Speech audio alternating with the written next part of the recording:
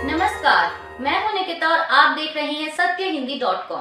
चलिए एक नजर डालते हैं अब तक की सुर्खियों पर। छत्तीसगढ़ के सुकमा जिले में नक्सलियों द्वारा आईईडी ब्लास्ट किया गया है। नक्सलियों ने जवानों के ट्रक को निशाना बनाकर ये विस्फोट किया।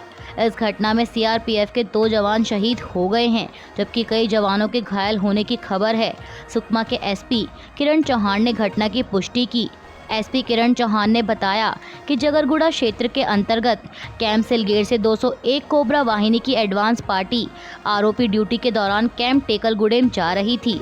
इस काफिले में ट्रक और मोटरसाइकिल शामिल थे।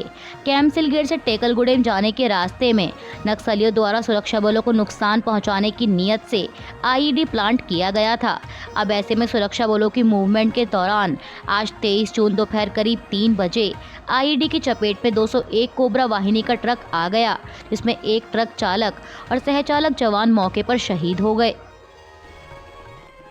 नीट परीक्षा के मुद्दे पर उत्तर प्रदेश कांग्रेस के अध्यक्ष अजय राय ने कहा कि कल इन्होंने डीजी को हटाया, जिससे साबित हो गया कि बच्चों के साथ गलत हुआ है।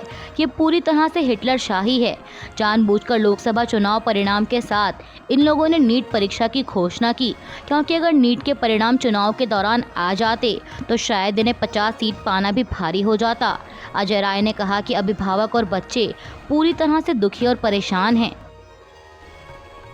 हरियाणा में इस साल होने वाले आगामी विधानसभा चुनाव को लेकर राज्य के पूर्व मुख्यमंत्री और कांग्रेस नेता भूपेंद्र सिंह हुड्डा ने कहा कि पिछली बार हमारी लोकसभा में एक भी सीट नहीं थी और विधानसभा में 31 सीट आई थी, तो इसी से इस बार का अंदाज़ा लगाया जा सकता है कि इस बार विधानसभा में हरियाणा में भाजपा साफ हो जाएगी।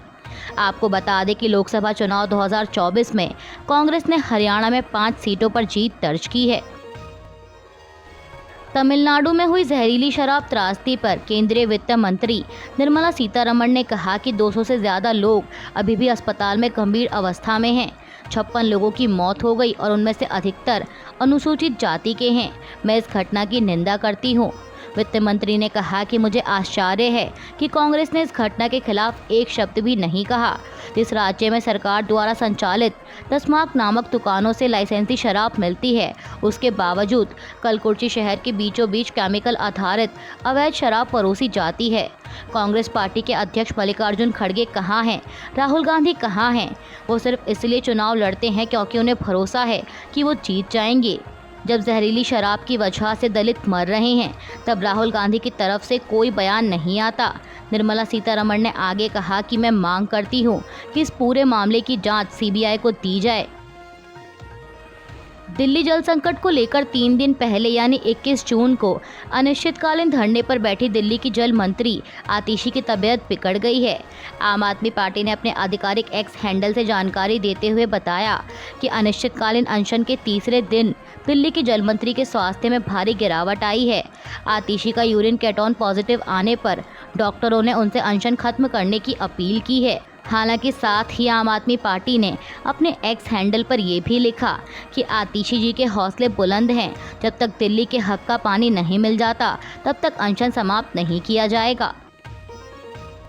दिल्ली के शराब घोटाला मामले में जेल में बंद मुख्यमंत्री अरविंद केजरीवाल की जमानत याचिका पर दिल्ली हाई कोर्ट की ओर से स्टे लगाए जाने के बाद उन्होंने सुप्रीम कोर्ट का रुख किया है। केजरीवाल के वकीलों ने कल यानी सोमवार 24 जून की सुबह सुनवाई की अपील की है।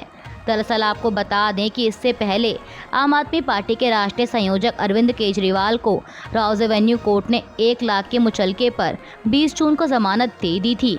कोर्ट ने केजरीवाल को जमानत देने से पहले उन पर कुछ शर्तें भी लगाईं। जज ने केजरीवाल को जांच में बाधा डालने या गवाहों को प्रभावित करने की कोशिश नहीं करने का निर्देश दिया था। इसके बाद ईडी ने 21 जून को दिल्ली हाई कोर्ट में एक याचिका दायर कर सीएम अरविंद केजरीवाल को दी गई जमानत को चुनौती दी थी और हाई कोर्ट ने निचली अदालत की ओर से केजरीवाल को जमानत दिए जाने के आदेश पर अंतरिम रोक लगा दी। बीजेपी नेता भर्तृहरि महताब को नया प्रोटेम स्पीकर नियुक्त किए जाने पर कांग्रेस ने सवाल उठाए थे, जिसका भाजपा सांसद संबित पात्रा ने जवाब दिया है। संबित पात्रा ने कहा कि प्रोटेम स्पीकर की नियुक्ति कानून से नहीं बल्कि परंपरा से होती है। आज़ादी के बाद से भारत में यह एक लंबी परंपरा है। अब कांग्रेस इस प्रक्रिया को बाधित करने की कोशिश कर रही है। भर्तृहरि महताब लगातार 7वीं बार सांसद के तौर पर काम कर रहे हैं और परंपरा के अनुसार सबसे लंबे समय तक लगातार सेवा देने वाले सांसद को प्रोटेम स्पीकर नियुक्त किया जा सकता है। इसलिए इस 18वीं लोकसभा में भर्तृहरि महताब प्रोटेम स्पीकर बनने के योग्य हैं। बीजेपी नेता ने आगे कहा कि जहां तक कांग्रेस सांसद के सुरेश का सवाल है, वे लगातार 8 बार सांसद रह चुके हैं। के सुरेश का यह लगातार चौथा कार्यकाल है। पात्रा ने कहा कि हालांकि भर्तृहरि महताब का यह लगातार 7वां कार्यकाल है, इसीलिए परंपरा का कोई उल्लंघन नहीं हुआ। नीट यूजी पेपर लीक मामले की जांच कल शनिवार को सरकार द्वारा सीबीआई को सौंप दी गई थी। तो इसके बाद अब खबर सामने आ रही है कि सीबीआई ने मामले को लेकर आज रविवार को एफआईआर दर्ज कर ली है। सूत्रों से मिल रही जानकारी के अनुसार सीबीआई ने आईपीसी की अलग अलग धाराओं के तहत मामला दर्ज किया है। इस मामले में सीबीआई अलग अलग एंगलों से जाँच करेगी। महाराष्ट्र में लोकसभा चुनाव में भाजपा के खराब प्रदर्शन के कुछ दिनों बाद पूर्व केंद्रीय मंत्री सूर्यकांता पाटिल ने भाजपा की प्राथमिक सदस्यता से इस्तीफा दे दिया है। उन्होंने पार्टी छोड़ने के बाद कहा कि मैंने पिछले 10 सालों में बहुत कुछ सीखा है। बता दें कि सूर्यकांता वापस शरद पवार की पार्टी में लौट आई हैं। शरद पवार के नेतृत्व वाली एनसीपी से नाता तोड़ने के बाद 2014 में वो भाजपा में शामिल हुई थीं। उन्होंने इस बार आम चुनाव 2024 में मराठावाड़ा के हिंगोली लोकसभा क्षेत्र से भाजपा का टिकट मांगा था, लेकिन वह टिकट पाने में नाकाम रहीं। टिकट ना मिलने पर उन्होंने सोशल मीडिया पर अपनी नाराजगी जाहिर की थी और अब कुछ दिनों के इंतजार और महाराष्ट्र विधानसभा चुनाव का बिगुल बजने के बाद उन्होंने भाजपा से इस्तीफा देने की घोषणा कर दी। बता दें कि सूर्यकांता पाटिल ने 4 बार सांसद और 1 बार विधायक के रूप में हिंगोली नांदेड़ निर्वाचन क्षेत्र का प्रतिनिधित्व किया है। वह यूपीए सरकार के दौरान ग्रामीण विकास और संसदीय मामलों की राज्य मंत्री थी। इस क्षेत्र में वो काफ़ी लोकप्रिय हैं। नीट यूजी को लेकर जारी विवाद के बीच सरकार द्वारा आज रविवार 23 जून को होने वाली नीट पीजी परीक्षा रद्द किए जाने पर लगातार सवाल उठ रहे हैं। अब इसी कड़ी में शिवसेना यूबीटी नेता प्रियंका चतुर्वेदी ने इसे शिक्षा का आपातकाल बताया। उन्होंने कहा कि मैं कहूंगी कि इस देश में शिक्षा आपातकाल है।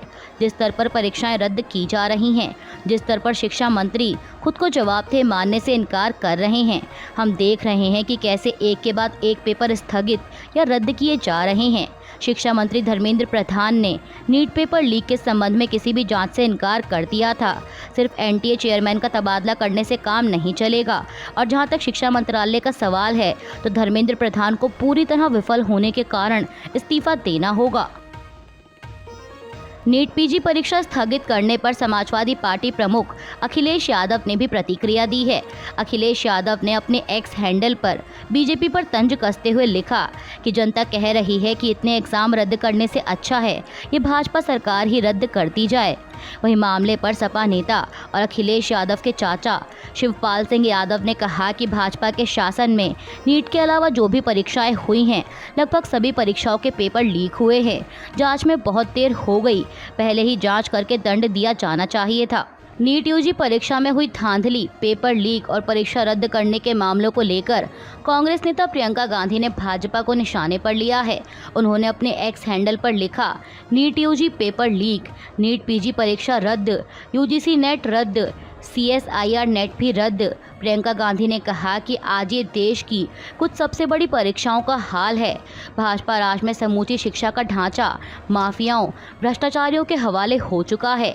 लालची और चाटुकार किस्म के अयोग्य लोगों के हाथ में देश की शिक्षा और बच्चों का भविष्य सौंप देने की राजनीतिक सिद्ध और अहंकार ने पेपर लीक, परीक्षा रद्द, कैंपसों से पढ़ाई लिखाई का विलोप और राजनीतिक गुंडागर्दी को हमारी शिक्षा व्यवस्था की पहचान बना दिया है। हालत ये हो गई है कि भाजपा सरकार साफ सुथरे ढंग से एक परीक्षा तक नहीं करा सकती।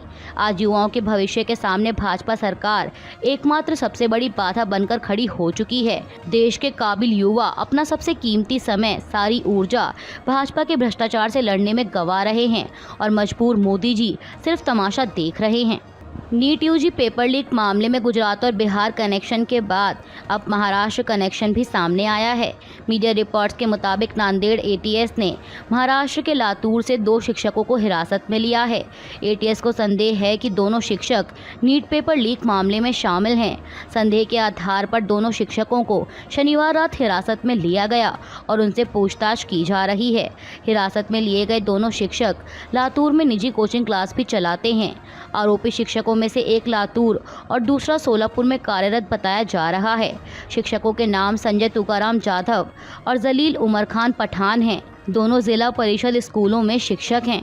दिल्ली जल संकट को लेकर धरने पर बैठे जल मंत्री आतिशी ने कहा कि आज मेरी अनिश्चितकालीन भूख हड़ताल का 3रा दिन है। मैं इस अनशन पर इसलिए बैठी हूं क्योंकि दिल्ली में पानी का बहुत संकट है। दिल्ली में अपना पानी नहीं है। दिल्ली का सारा पानी पड़ोसी राज्यों से आता है। दिल्ली में कुल पानी 1005 MGD है, जिसमें से 613 MGD यानी मिलियन गैलन प्रतिदिन हरियाणा से आता है। लेकिन पिछले 3 हफ्ते से हरियाणा ने अपना पानी कम कर दिया है। वो दिल्ली को पानी नहीं दे रहे। हरियाणा सरकार कहती है कि हमारे पास पानी नहीं है, लेकिन कल कुछ लोग हथीनी कुंड बैराज गए और दिखाया कि हथीनी कुंड बैराज में पानी है, लेकिन जिस गेट से दिल्ली के लिए पानी छोड़ा जाता है वो बंद कर दिया गया है और वहां से पानी नहीं छोड़ा जा रहा। आतिशी ने हरियाणा सरकार से आगे अपील की कि वो हथीनी कुंड बैराज से दिल्ली वालों के हक का पानी छोड़ दें, ताकि दिल्ली के 28 लाख लोगों को पानी संकट से निजात मिल सके। उन्होंने कहा कि जब तक हरियाणा सरकार दिल्ली के लिए पानी नहीं छोड़ती, तब तक वह अनिश्चितकालीन भूख हड़ताल पर बैठी रहेंगी। दिल्ली जल संकट को लेकर आम आदमी पार्टी नेता संजय सिंह, सौरभ भारद्वाज और दिलीप पांडे सहित आप नेताओं का एक प्रतिनिधि मंडल आज दिल्ली के उपराज्यपाल वीके सक्सेना से मिलने उनके आवास पर पहुंचा। उपराज्यपाल से मुलाकात के बाद दिल्ली के मंत्री और आप नेता सौरभ भारद्वाज ने कहा कि हमने उपराज्यपाल से हरियाणा से बात करने का अनुरोध किया है। हरियाणा अभी भी दिल्ली को करीब 113 MGD कम पानी दे रहा है, जिसके कारण लाखों लोगों को परेशानी हो रही है। आप नेता ने कहा कि उपराज्यपाल ने हमें आश्वासन दिया है कि वे हरियाणा सरकार से बात करेंगे और यह प्रयास करेंगे कि हमें दिल्ली का पानी मिले। बिहार के अररिया में पुल ढहने की घटना के लगभग 1 हफ्ते बाद ऐसी ही एक और खबर सामने आ रही है। मीडिया रिपोर्ट के मुताबिक बिहार के मोतिहारी पूर्वी चंपारण में रविवार को एक छोटा निर्माणाधीन पुल गिर गया। पीटीआई के अनुसार अधिकारियों ने बताया कि बिहार में पिछले 1 सप्ताह में पुल गिरने का ये 3रा मामला है। अधिकारियों के मुताबिक मोतिहारी के घोड़ासहन ब्लॉक में हुई इस घटना में किसी के हताहत होने की खबर नहीं है। अधिकारियों ने बताया कि घोड़ासहन ब्लॉक एक नहर के ऊपर ग्रामीण कार्य विभाग 16 मीटर लंबा ब्रिज बना रहा था। यह पुल आंबा गांव को ब्लॉक के दूसरे क्षेत्र से जोड़ने के लिए 1.5 करोड़ रुपए की लागत से बनाया जा रहा था। जेडीएस के पूर्व सांसद प्रज्वल रेवन्ना के बाद अब उसके भाई सूरज रेवन्ना को कर्नाटक पुलिस ने गिरफ्तार किया है। पुलिस ने सूरज को पार्टी कार्यकर्ता के साथ अप्राकृतिक संबंध बनाने और धमकी देने के आरोप में गिरफ्तार किया।